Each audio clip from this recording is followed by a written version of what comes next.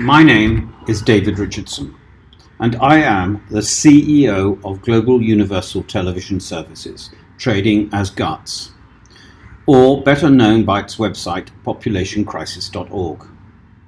I'm going to talk to you in this podcast today about ecological accounting. Ecological accounting is the ecological equivalent to the preparation of financial accounts.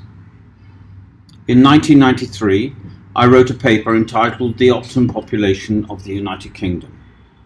In this paper, I tried to lay out a scientific case which could indicate that the United Kingdom was, in environmental and ecological terms, grossly overpopulated. Since that time, lots of work have been carried out globally by many scientists in order to work out the optimum population of this planet. And as a result, some very clever people have come up with a groundbreaking concept known as the ecological footprint.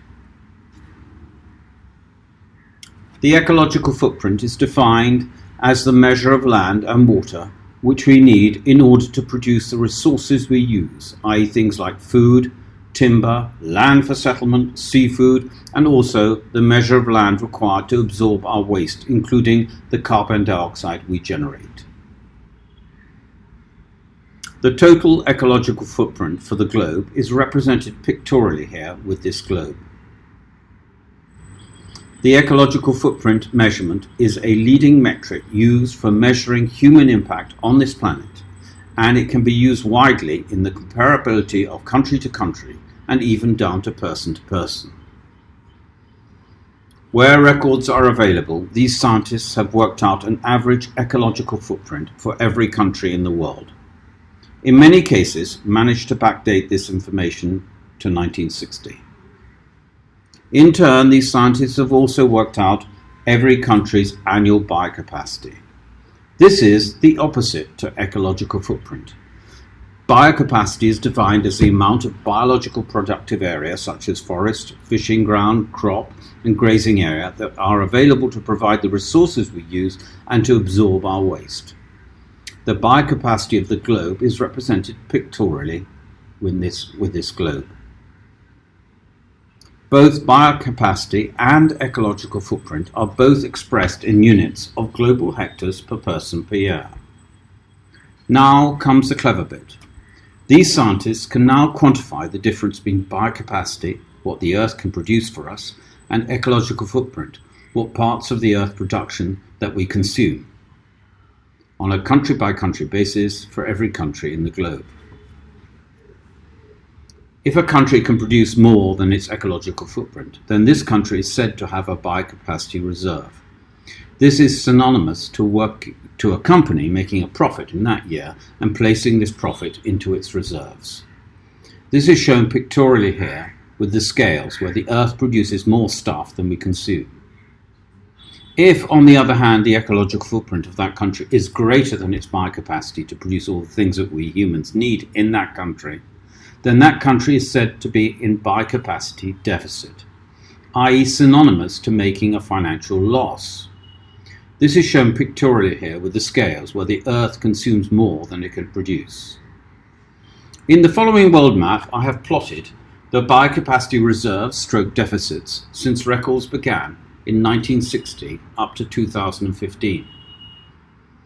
Grey areas on this map refer to countries where there are no records available for that time period. Green areas on this map refer to a biocapacity reserve. Pink or red coloured areas on this map then refer to countries having a biocapacity deficits.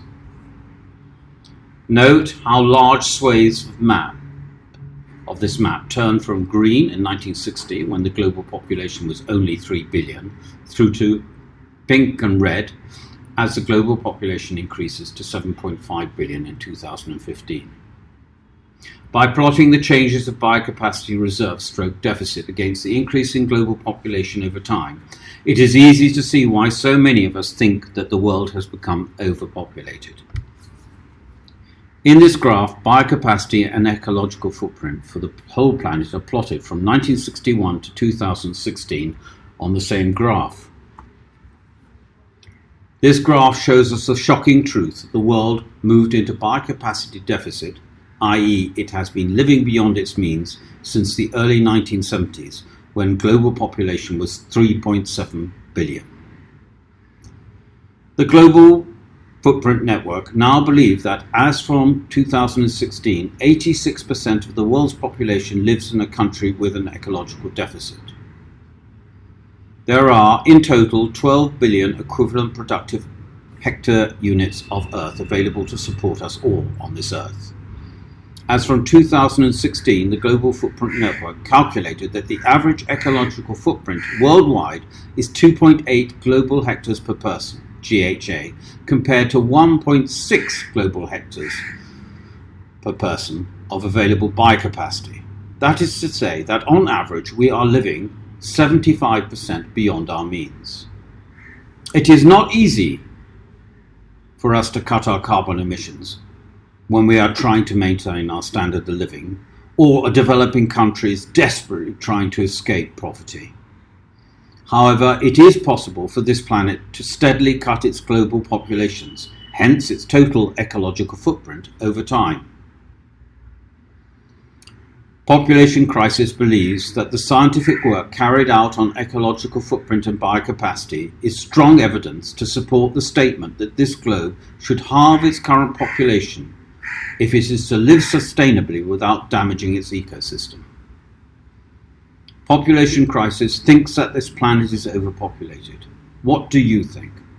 Please log in to www.populationcrisis.org and tell us what you think. Just press the support button, write a few words about overpopulation and what you think should be done about it. This doesn't cost anything. We are here to do something about it.